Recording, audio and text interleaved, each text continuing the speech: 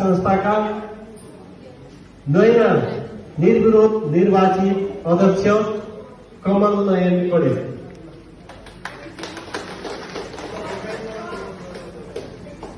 सम्पूर्ण निर्वाचित व्यक्तित्वहरूलाई बधाई र यहाँ प्रमाणपत्र प्राप्त गरेपछि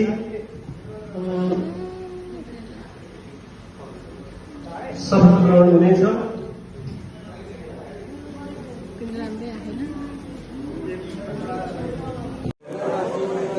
पूर्ण वफादार रही सत्य र निष्ठापूर्वक प्रतिज्ञा गर्छु।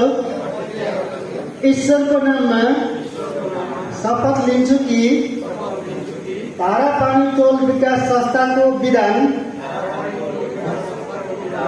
प्रति पूर्ण वफादार रहँदै